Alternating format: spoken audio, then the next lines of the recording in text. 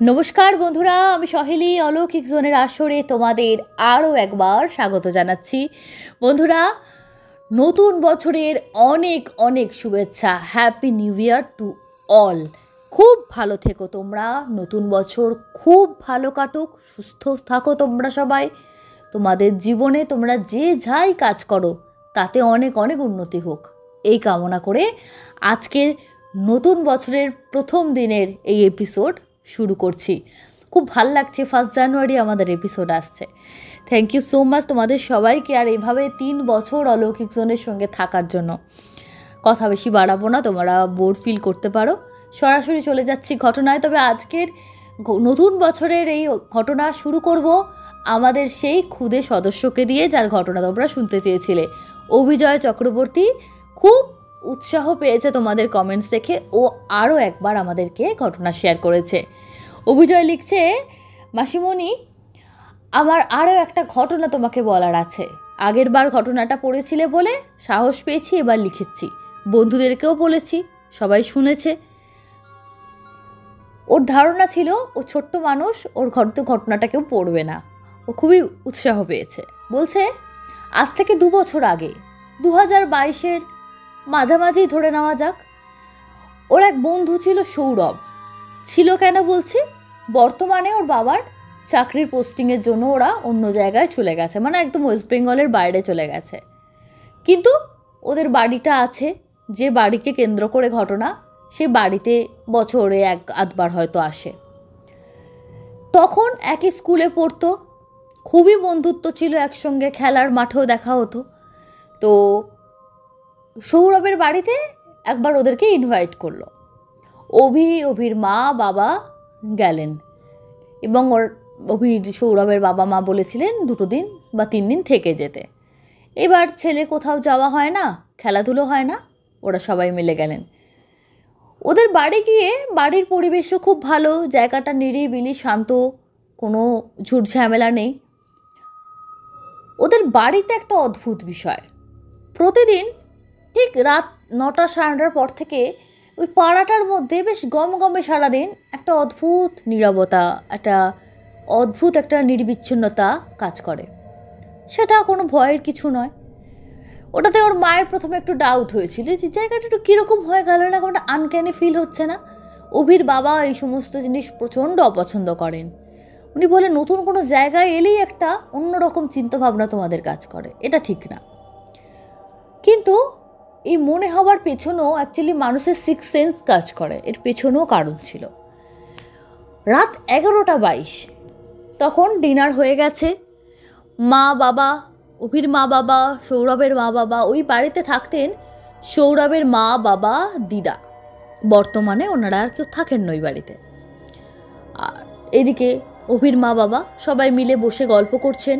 তখনও তাড়াতাড়ি শুতে যাওয়ার কোনো তাড়া নেই, কারণ ছুটি 3 দিন সবাই একসঙ্গে থাকবে ওরা।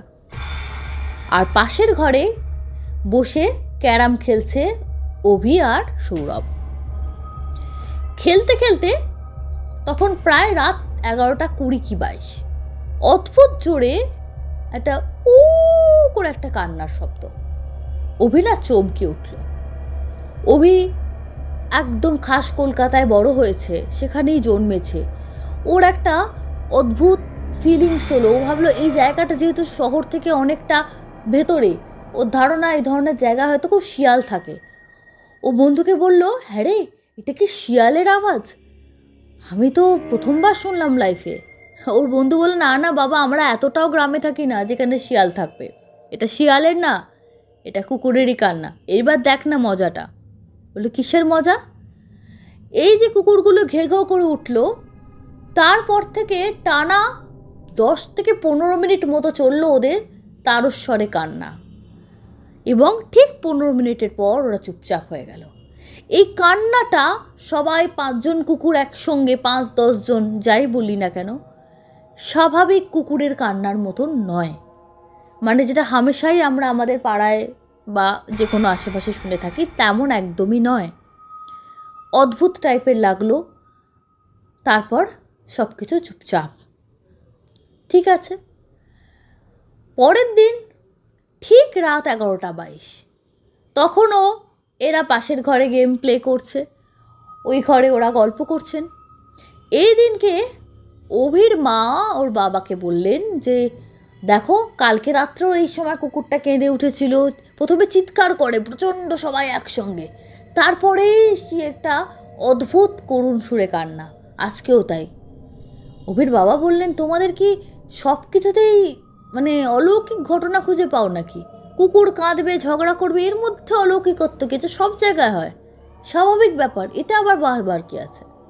কিন্তু ওর মা এগুলো বিশ্বাস করেন। মা বললেন না, আমার মোটেই স্বাভাবিক লাগছে না। কিন্তু সৌরভের মা বাবা তখন তেমন কিছু বলছেন না।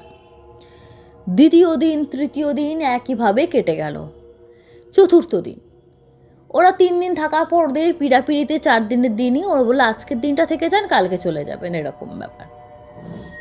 তো সেই দিনকে ওরা বলল যে রাত্রিবেলা দেখবো তো কি হয়। তখন ওরা একটা অদ্ভুত জিনিস দেখতে পেয়েছিল। তার আগে সেদিন বিকালবেলার একটা ঘটনা বলি। সেদিন বিকালবেলায় সৌরভের মা, দিদা এবং সৌরভদের পাড়ার একজনকে গল্প করছিল ওদের বাড়ির সামনে দাঁড়িয়ে। এরাও বাচ্চা ছেলে, ওরা ওখানটায় সামনেই খেলাধুলো করছে, গল্প করছে। তো একটা জিনিস কানে গেল অভির, যে ওই পাড়া একজন বয়স্ক দাদু থাকতেন। তিনি একটু খিটখিটে মতন ছিলেন, এমনভাবে তার সাজ পোশাক হাঁটা চলা ছিল, কুকুরগুলো দেখলেই ওনাকে ঘেউ ঘো ঘো ঘো করতো। আর উনিও কুকুরগুলোকে দেখলেই তাড়া করতেন, ঢিল ছুঁড়তেন, হাতে একটা লাঠি ছিল, লাঠি দিয়ে মারতেন। এরকম করতেন বলে কুকুরগুলো আরও খেপে গিয়ে ওনার পেছনে ঘৌ ঘৌ ঘৌ করতো। একটা পুরনো ধরনের আলখাল্লা পরে থাকতেন, কাঁধে একটা এমন ব্যাগ নিতেন যে ন্যাচারালি কুকুরদের অতদিন দেখে দেখেও কুকুরগুলো ওনাকে ঠিক পছন্দ করতে পারেনি কোনোদিনই। অ্যাট দ্য সেম টাইম ওনারও কুকুরগুলোকে একদম পছন্দ ছিল না। কুকুর বেড়াল দেখলে উনি প্রচণ্ড ক্ষিপ্ত হতেন। পাড়ায় অনেকে বোঝাতো মেশামশাই ওরম করেন কেন, আপনি ওরম করেন বলে ওরা আপনাকে ওরম তাড়া করে, কই আমাদের তো করে না। কিন্তু উনি বয়স্ক মানুষ, একগুঁয়ে, কারোর কথা শুনতেন না। তো এরকমই একদিন কি কারণে ওনার হঠাৎ মারা গেলেন। উনি অসুখ করেছিল নাকি কেউ জানে না, মেয়ের বাড়ি না কোথায় গেছিলেন, সেখানেই আর কি গিয়ে মারা গেছেন।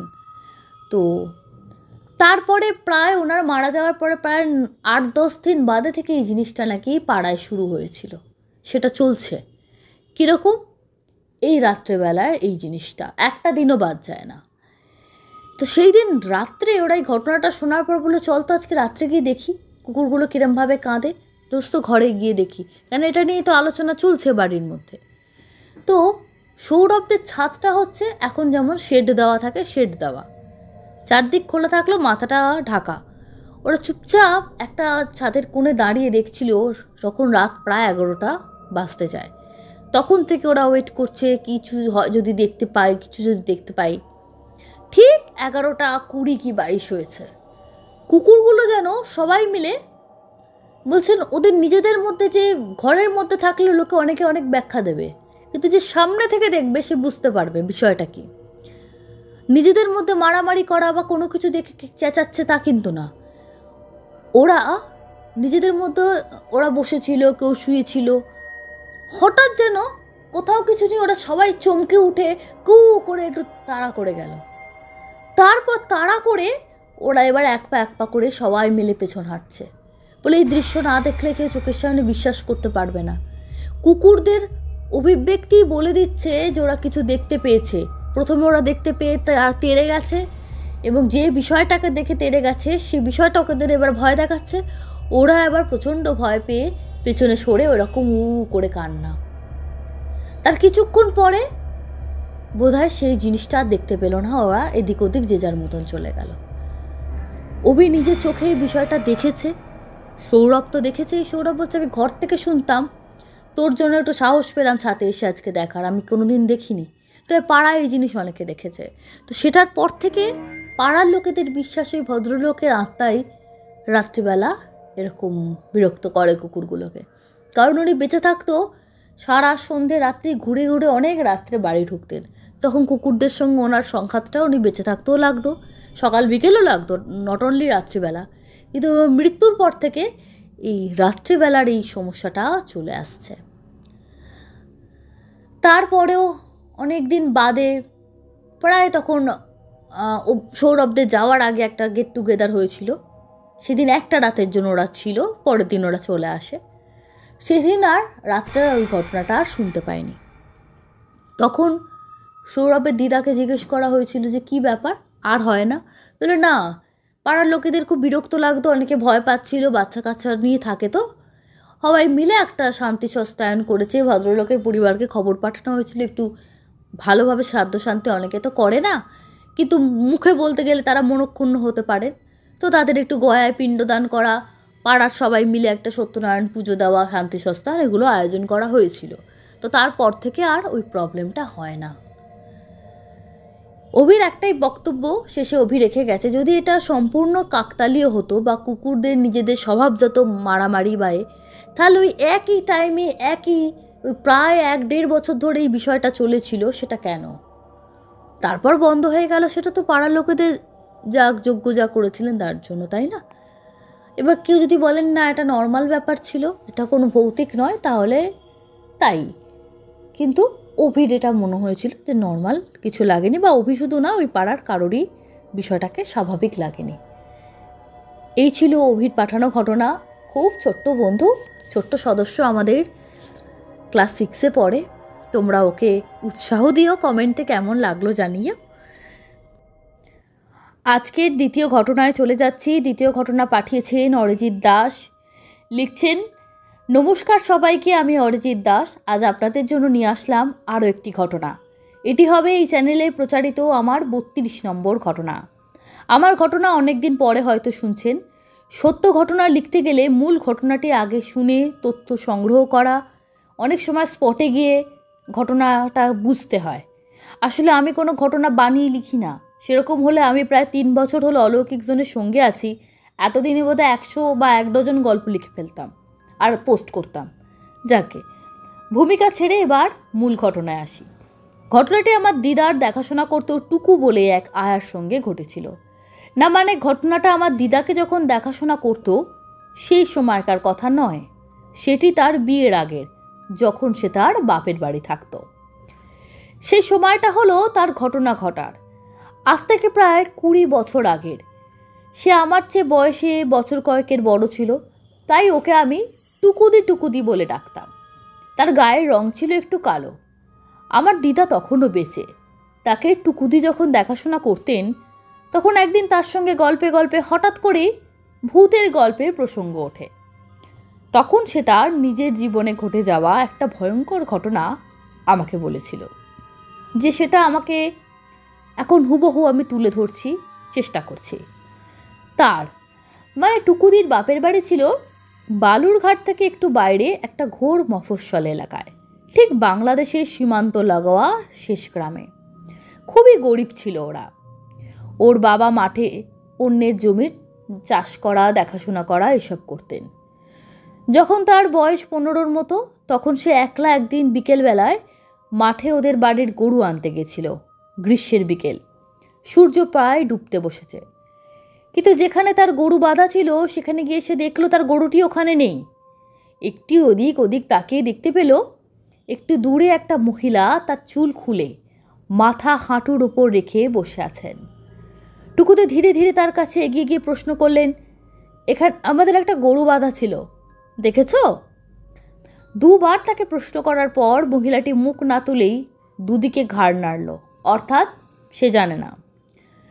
তখন টুকুদি একটু চিন্তা করে যেই অন্যদিকে ঘুরতে গেল, তখন সেই মহিলা খ্যানখ্যানে বলায় গড়ে উঠল, কিরে, গরু না নিয়েই চলে যাবে? টুকুদি বলে, না যাচ্ছি না তো, অন্য কোথাও খুঁজতে যাচ্ছি, সন্ধে হয়ে আসছে, মা খুব চিন্তা করবে। মহিলাটি তখনও তার মুখ না তুলেই বলল, তুই তো এখন বড় হয়েছিস, একা কেন মাঠে আসিস সন্ধ্যাবেলা? তখন টুকুদি তাকে প্রশ্ন করে, তুমি কে? কি নাম তোমার? মহিলাটি কেমন অদ্ভুতভাবে ওই অবস্থায় কেমন যেন একটা বিশ্রীভাবে খ্যাক খ্যাক করে হেসে বলল, দেখবি আমি কে? আর ঠিক তখনই টুকুদি পেছন থেকে একটা পরিচিত কণ্ঠস্বর শুনতে পেল, কেউ তার নাম ধরে ডাকছে।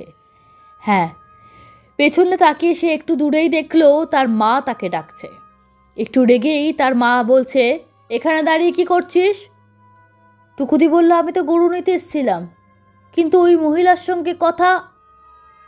টুকুদি আর শেষ করতে পারল না, কারণ সে পেছন ফিরে দেখলো সেখানে কেউ বসে নেই। তখন সে অবাক হয়ে ফ্যাল ফ্যাল করে তাকিয়ে রইল। আর ওর মা ওকে বকতে বকতে হাত ধরে টানতে টানতে ঘরে নিয়ে যেতে থাকলো। তখন দেখলো যে তাদের গরুটি একটি দূরে ঝোপের আড়ালে চলে গিয়ে ঘাস খাচ্ছে। তখনকার মতো গরুটি নিয়ে বাড়ি ফিরে আসে। তার সারা রাত ওই মহিলাটির অদ্ভুত কথা মনে পড়ছিল। ঘুমই ভালো করে হলো না, আর খালি ভাবছে মুখটা তো দেখতেই পেলাম না। এর কিছুদিন পর আবার একদিন টুকুদি গরুর জন্য ঘাস আনতে গিয়ে তাদের বাড়ির পেছনের মাঠে গেছে। তখন দুপুর গড়িয়ে বিকেল। এমন সময় তার পাশের একটা ঘন ঝোপঝাড় থেকে খ্যানখ্যানে গলায় কারোর ডাক শুনতে পেল। কেউ তার নাম ধরে রেখে বলছে, কিরে, এখানে আছিস? আমার সঙ্গে কথা বলবি না? টুকুদি এগিয়ে গিয়ে দেখলো সেই মহিলাটি ওখানে বসে আছে, সেই একইভাবে চুল খুলে মাথা হাঁটুর ওপর রেখে। তার মুখ দেখা যাচ্ছে না। টুকুদি বলল, তুমি এখানে কেমন করে? কোথায় থাকো? মহিলাটি বললেন, আমি যেখানেই থাকি, তুই যাবি?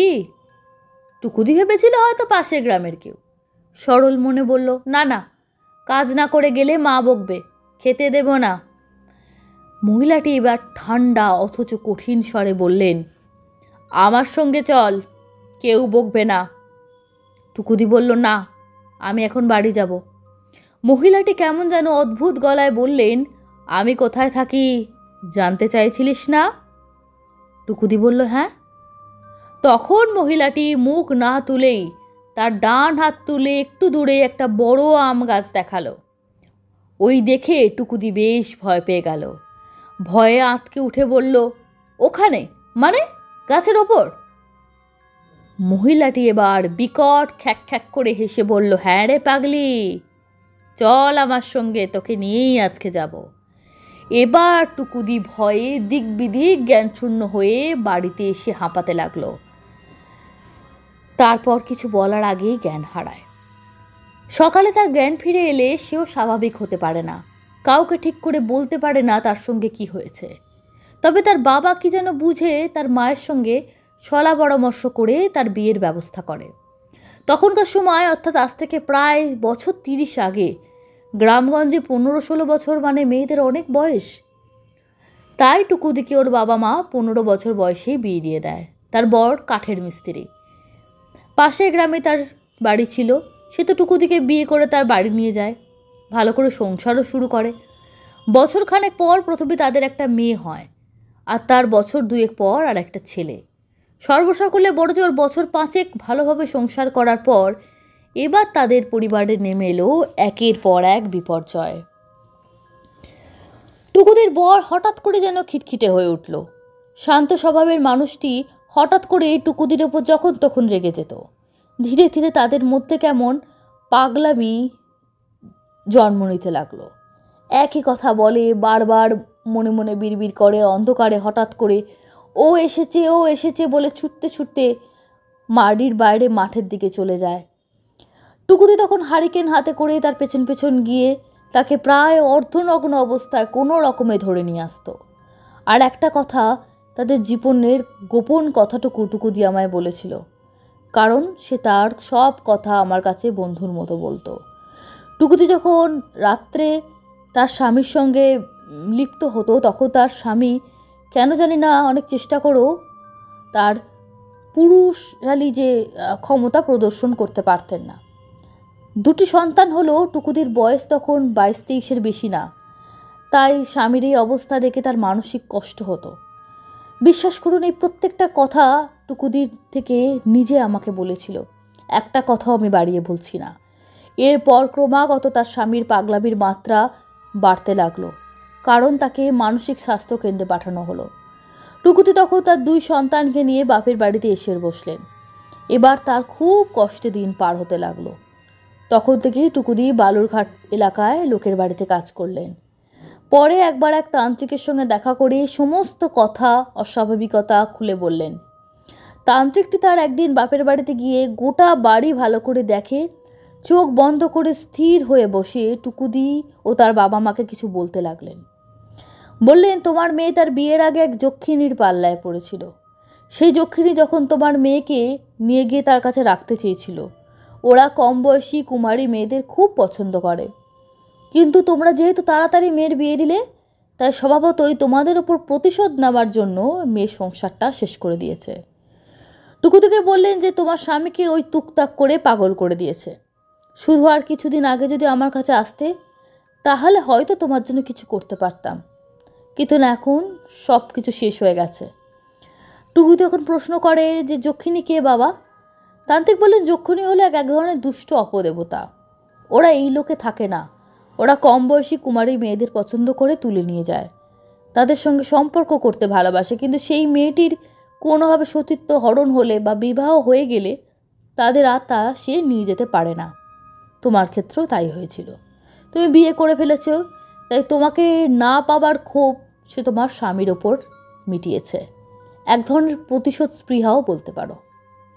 টুকুদি তার বাবা মা সেই তান্ত্রিককে অনেক করে বলে প্রতিকার চান, তার স্বামীর পাগলামি যাতে ভালো হয়, আবার সুস্থ হয়ে বাড়িতেও ফিরে আসে। কিন্তু তান্ত্রিকটি দুঃখের সঙ্গে বলেন, বিশ্বাস করো, আমি সত্যি কিছু করতে পারবো না। ওই যক্ষিণী যে সর্বনাশ করে দিয়েছে তা ঠিক করার উপায় আমার কাছে নেই। অনেক দেরি হয়ে গেছে। প্রথম অবস্থায় জানতে পারলে কিছু করা যেত, কিন্তু এখন আমি সম্পূর্ণ নিরুপায়, আমায় ক্ষমা করো। এই বলে তিনি বিদায় নেন। টুকুদির কাছ থেকে সম্পূর্ণ বিষয় শুনে আমি কেমন স্তম্ভিত হয়েছিলাম, তেমন মর্মাহত হয়েছিলাম। কেমন করে একটা সুখের সংসার দুষ্ট অপদেবতার কুনজরে ছারখার হয়ে গেল। তো বন্ধুরা, এই ছিল আজকের পর্বের সত্যি ঘটনা। এবার সবাই ভালো থাকবেন। শুভরাত্রি। কেমন লাগবেন অবশ্যই কমেন্টে জানাবেন। Thank you so much Arijit বাবু, আপনি অনেক দিন আছেন, আমি এভাবেই আমাদের সঙ্গে থাকুন।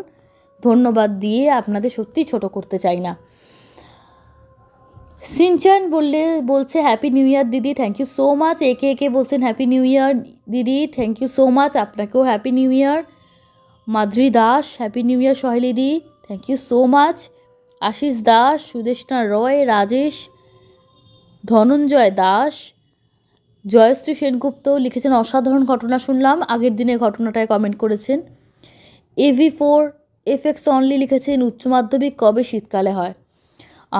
দেখুন, আমার জানা নেই, কিন্তু যে ঘটনা পাঠিয়েছে সে যেভাবে লিখেছে আমার কাজ শুধু সেটুকু পড়ে শোনানো। সৌরভ ঘোষ লিখছেন ঘটনাটি ভালো লাগলো। অমিত ভট্টাচার্য লিখেছেন নাইস ঘটনা। রুমা লিখছেন মেয়েটির সাথে আত্মাটিও কানেক্ট করতে চেয়েছিল, তাই জন্য তার মৃত্যুর জন্য তারা দায়ী। যাই হোক, কাজল বৈরাগী লিখেছেন ভালো লাগলো, বড় ঘটনা চাই। কাকলি লিখেছেন অনেক কিছুই ঘটে, আমরা মানতে চাই না, এটাই হলো বিজ্ঞান আর ভৌতিক ঘটনার মানসিক সংঘর্ষ, একদম তাই। উদিতা দে লিখেছেন ছোট এপিসোড ভালো। অনেকে অনেক রকম পছন্দ করে। কেউ আমি যেহেতু আগের দিন জিজ্ঞেস করেছিলাম বড় এপিসোড ভালো লাগে না ছোট, তোমরা অনেকে অনেক কমেন্ট করেছো। আজকে প্রশ্ন রাখতে চাইছি, তোমরা টাইমিং কি চাইছো? আমি ভেবেছি 10টা 15 এবার থেকে ঘটনা আনবো। তোমরা কি তাতে রাজি এর পরের এপিসোড থেকে, নাকি তোমরা চাইছো একটু পরে লেটে, যেমন আগে 11টায় আসতো সেই টাইমটাই তোমরা চাইছো? এটা তোমরা এবার জানিও। আজকে এখানেই শেষ করছি বন্ধুরা, তোমরা খুব আনন্দ করো আজকের দিনে, আবার ফিরে আসবো আগামী পর্বে। ধন্যবাদ, শুভরাত্রি।